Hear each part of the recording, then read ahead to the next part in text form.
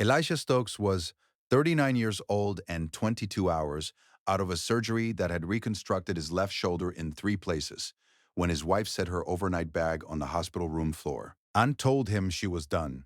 She did not say it loudly. That was the part he would remember later. She said it the way a person reads an item off a grocery list, with the slightly distracted efficiency of someone whose mind has already moved to the next errand. She was wearing the gray coat he had bought her for Christmas 2 years before. She said she was sorry. She sighed she had been unhappy for a long time. She said she would have her attorney reach out about the house. She did not ask about his shoulder.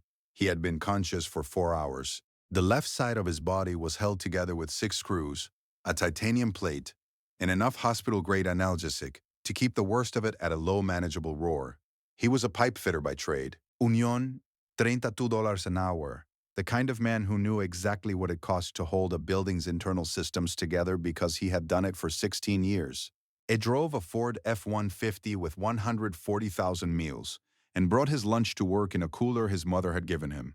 What Vanessa had never thought to ask, in 7 years of marriage to the man she was now leaving in a hospital bed, 22 hours post-surgery, was why a pipe fitter had a personal attorney on retainer, or what that attorney had been working on for the past 8 months. The answer was $50 million. What happened next would take Vanessa Stokes a very long time to fully understand. By then, it would be too late to matter. Before we jump into the story, comment where in the world you're watching from, and subscribe because tomorrow's story is one you need to hear. The accident had happened on a Tuesday in February, which was the kind of month in Philadelphia that offered no mercy and no scenery. Whose gray sky and cold pavement and the particular indifferent hostility of a city that did not adjust its pace for anything personal. Elijah had been on a contracted job at a commercial high-rise development in Center City, a 32-story project that was 11 months into a 14-month build timeline, and running the kind of schedule that required people like Elijah on site at 6 in the morning and sometimes still there at 7 at night. He had been doing this work for 16 years. He knew the site. He knew the equipment.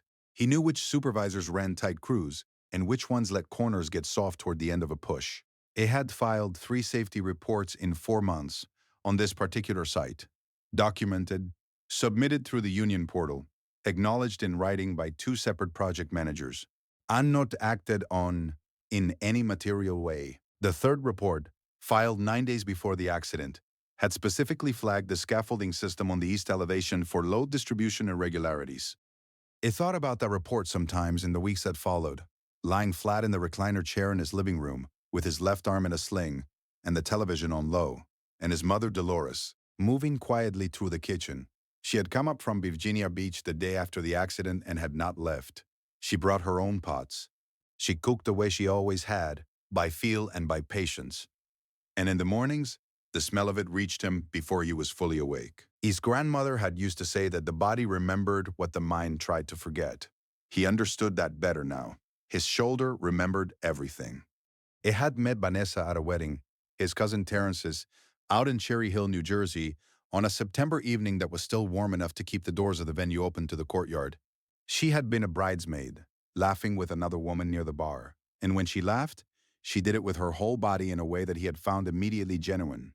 They had danced twice and talked until midnight, and he had driven home thinking about her voice. That was 7 years ago. The warmth he had felt that night was not manufactured. He was certain of that. What had happened to it since, how it had thinned and gone cold, was a question he had stopped trying to answer. 3 days after she left, his personal attorney, a man named Gerald Okafor, who operated out of a quiet office on Sansom Street, called to say that the preliminary settlement conference had been scheduled. The other side had indicated they were prepared to move toward resolution. Elijah set the phone on his chest and looked at the ceiling of his living room. His mother appeared in the doorway with a bowl of something warm. "Gerald?" she said. "Gerald?" he confirmed. She set the bowl on the end table beside him.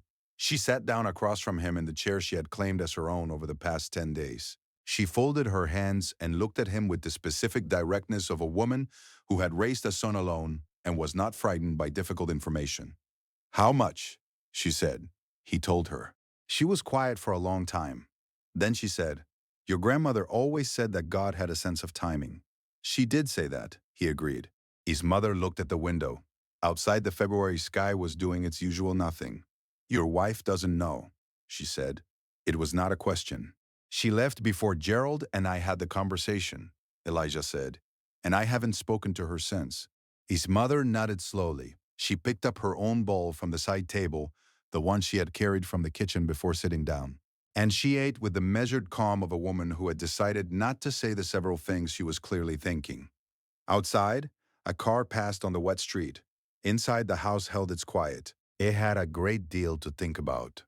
A had known about the case long before Vanessa left. That was the first thing Gerald Okafor had been clear about when Elijah came to him 8 months ago with the third safety report and a description of what he had observed on the east elevation every morning for the past 6 weeks.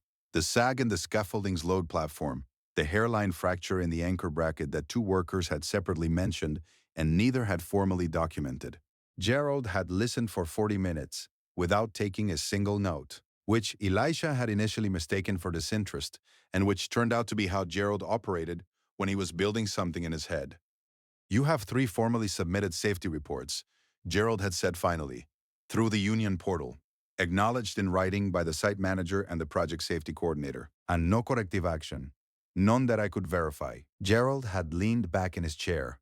If anything happens on that elevation, he said carefully, and it can be demonstrated that the responsible parties had documented notice and took no action, the liability exposure for the general contractor, the subcontractor, and the property developer would be, he paused, significant. Elijah had looked at him.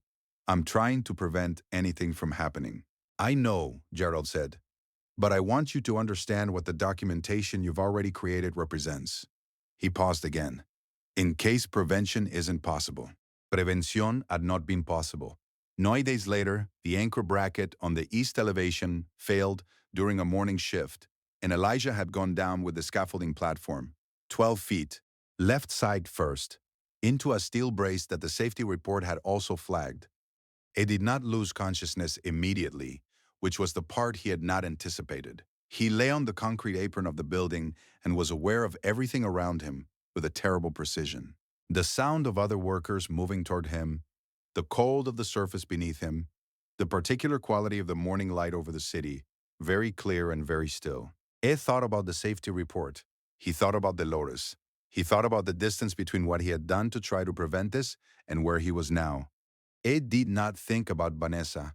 In the weeks of recovery that followed her departure, he documented. That was the word that organized everything. He had his personal phone records. He had Gerald's correspondence files. It had the union portal submissions with their timestamps and acknowledgement signatures. He had, because he was the kind of man who kept records the way other men kept tools, a personal log. It had maintained on a thumb drive since the first safety report, dates, observations, photos of the east elevation taken from his phone at 7 in the morning before the shift started. His hands didn't shake when he reviewed them. They never had.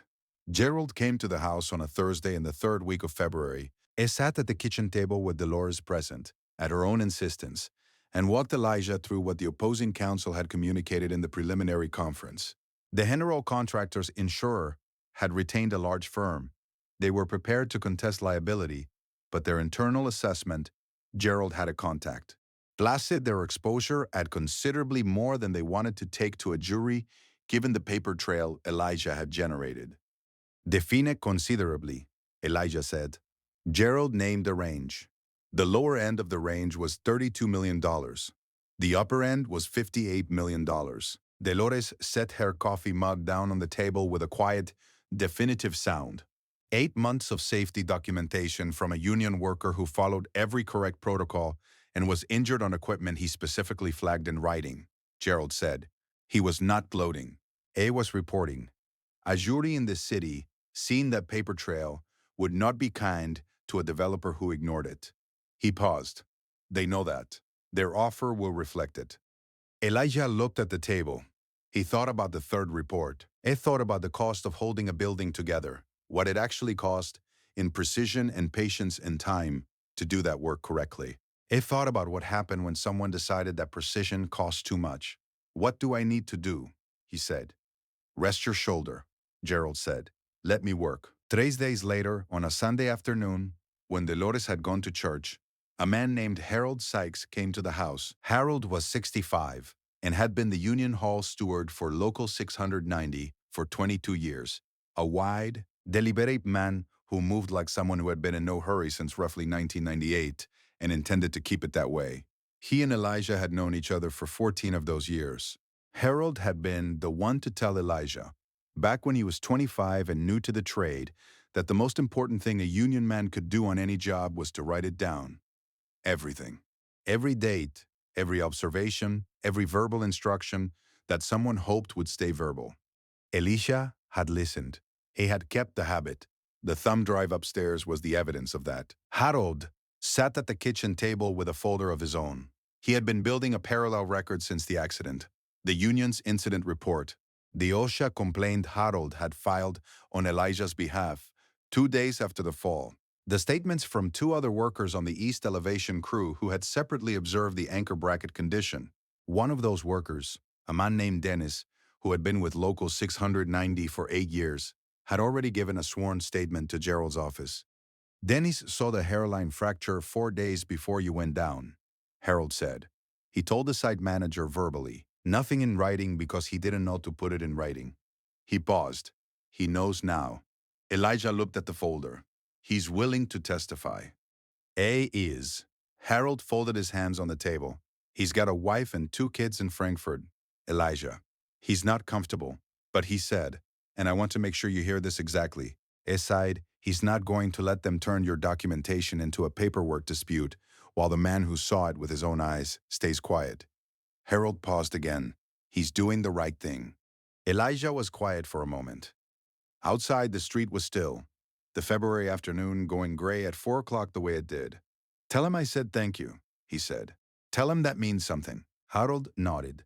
He did not offer anything more, which was one of the things Elijah had always respected about him. Harold understood that some things did not need embellishment. He closed his folder and stood. Your grandfather used to come to union meetings when you were on jobs, Harold said at the door. Did you know that? Just to sit in the back and listen. He never said a word. But he was there. He put on his coat. He knew what you were doing, and he knew you were doing it right. Elijah stood in the doorway after Harold's car pulled away and let that settle.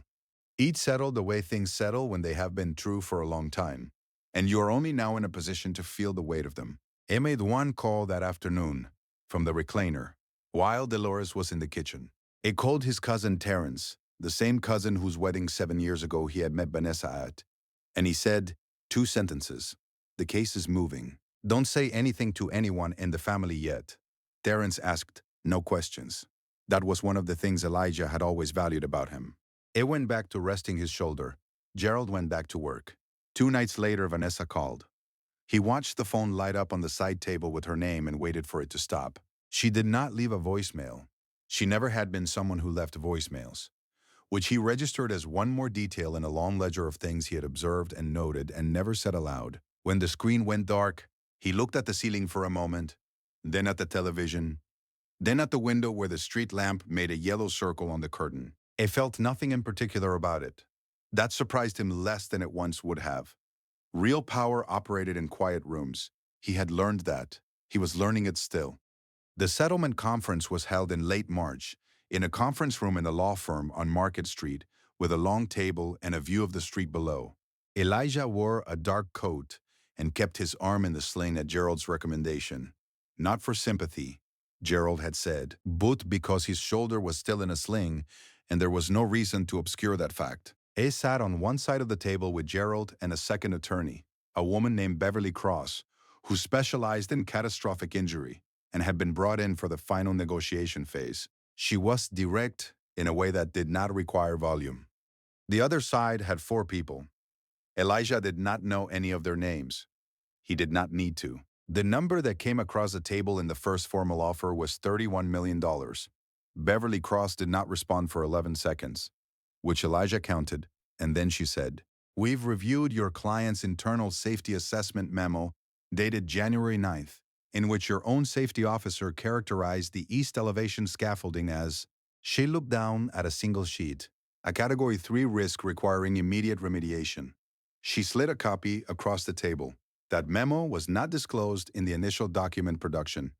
The room changed in a way that was almost physical. She continued, "We are prepared to settle this matter today. The number is 50 million. That includes all future medical costs, lost earnings, and pain and suffering. It does not include punitive exposure, which, given the memo we are now formally introducing, your client has reason to consider." She paused. "I'd recommend you take a break and call whoever you need to call." They took a break. It lasted 40 minutes. When they came back, they accepted. Elisha signed the documents with his right hand. His left shoulder sent a low, steady reminder of why he was there.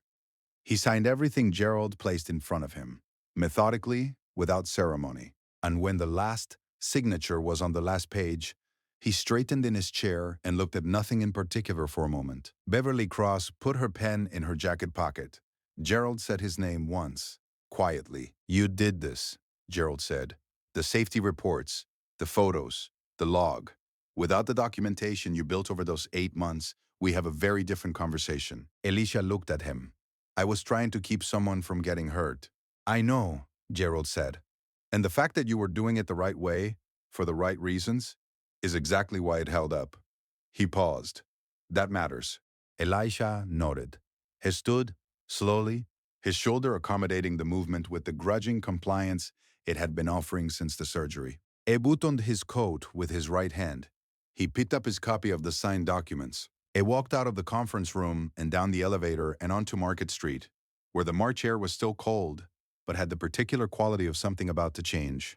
And the city moved around him exactly as it always did, and he stood on the pavement for a moment before he found his footing and started walking. He had exactly one call to make. He called Dolores. She picked up on the second ring. He told her the number.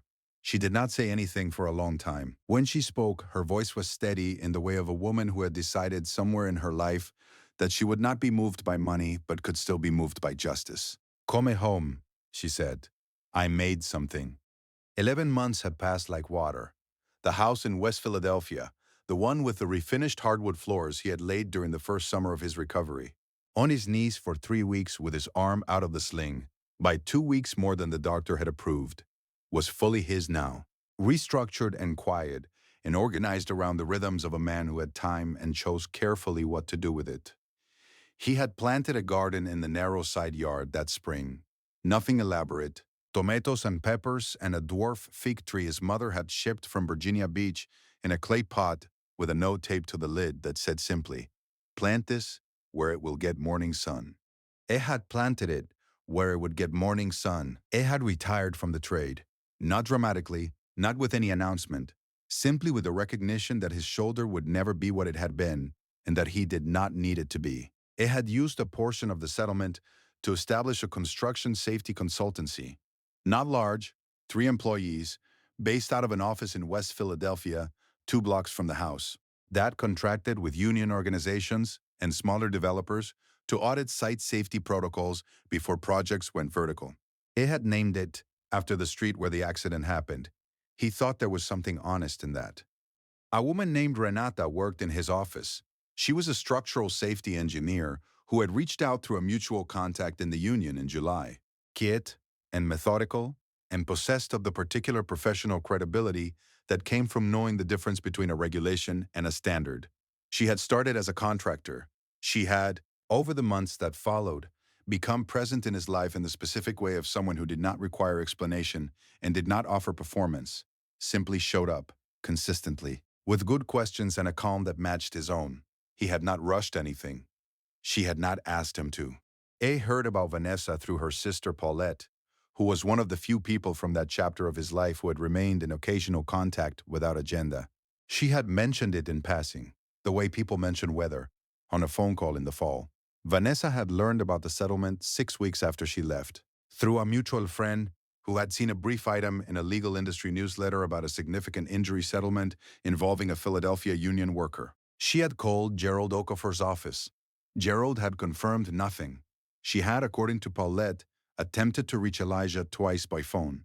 He had not answered. Her attorney had sent a letter in June suggesting that certain marital assets may not have been fully disclosed during the separation process. Gerald had responded with a letter of his own, which Paulette summarized only as very detailed, and which Elijah understood to mean that Gerald had explained thoroughly and without warmth, exactly when the accident had occurred relative to when Vanessa had initiated the separation, and exactly what a court would make of a claim that a settlement reached 11 months after a spouse voluntarily departed a hospital room was a marital asset. He heard nothing further. He did not know exactly where Vanessa was now. Paulette had mentioned something about a move. Delaware, maybe, or somewhere in New Jersey. He registrado it the way he registered weather. Noted it, moved past it. He had not spent a single hour of his recovery thinking about her departure with anything resembling grief, which had surprised him at first and then had not. Some structures, he had come to understand, were already failing long before the inspection. The signs had been there the way the signs were always there. The weight distribution wrong, the load-bearing elements stressed in places nobody was officially looking. A had known how to read those signs for 16 years. He had chosen, for a long time, not to apply the skill at home. That was the one thing he allowed himself to examine honestly in the months that followed. Not with bitterness, just with the clear-eyed assessment of a man who had spent a career identifying what had gone wrong and why. He had seen it. He had documented nothing.